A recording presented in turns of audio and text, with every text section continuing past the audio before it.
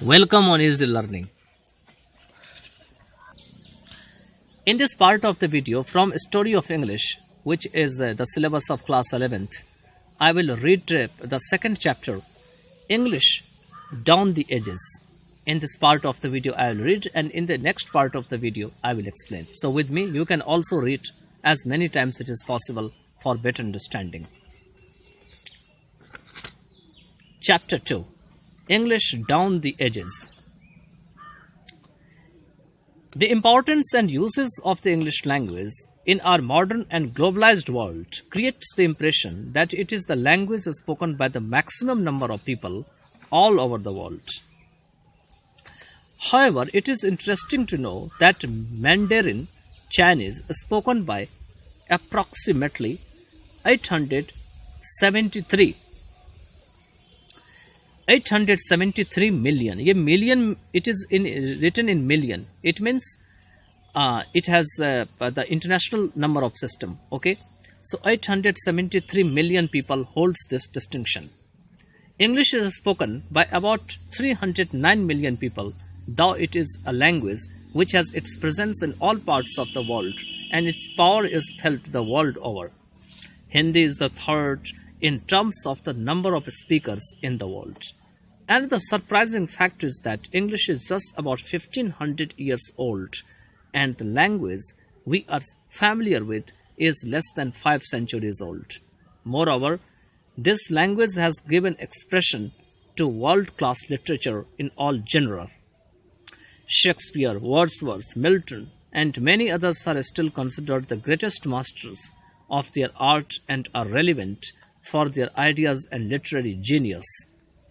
The following facts will enable you to understand the reasons which have transformed the once humble East Midland dialect to a position of unparalleled greatness in our times. Periods in the history of English. The evolution of the English language from the beginnings in the Anglo-Saxon times to the modern era has been an unbroken one. We can distinguish three main periods in the history and growth of the language in the following manner. Old English, that is the short form OE, AD 449 to 1066 AD. Middle English, 1150 AD to 1500 AD. And Modern English, 1500 AD onwards. Old English. Throughout this period, English continued to be the language of everyday speech for the common mass. The divisions made above are more for convenience, but it is possible to distinguish certain linguistic features in each of these periods.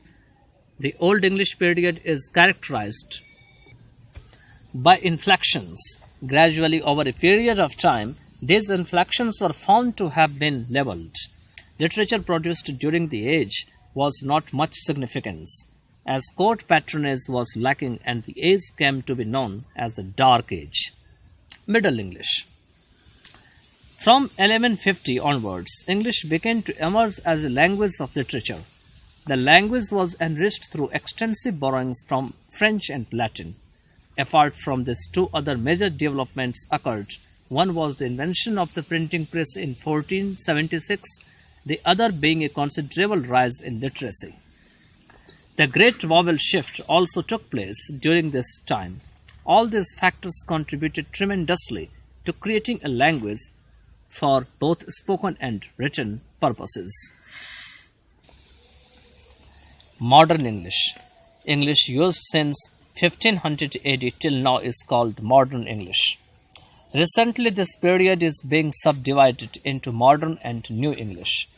From the beginning of the modern period to the end of the 19th century, English was basically the language of the British Isles.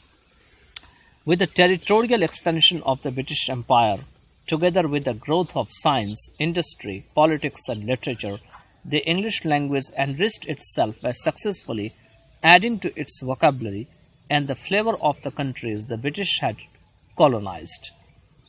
In the 20th century, the erstwhile colonies of the British Empire acquired freedom. The British left the countries but remained English. but English remained. Hence, new varieties of English have emerged in different parts of the world.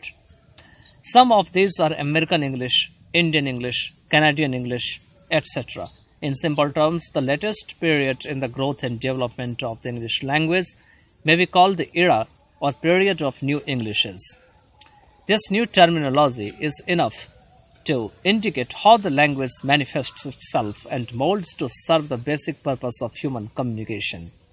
The story of the English language is like a flowing river meandering across continents, absorbing the native soil and entering the hearts of the people. No surprise, therefore, if the people all over the world have accorded the status of an international language to English. In the era of globalization, English has been found suitable as the language of international communication. It has also equipped itself to serve as the language of the present cyber age. In the next few pages, we will discuss the characteristics of the English language which have contributed to its growth and development.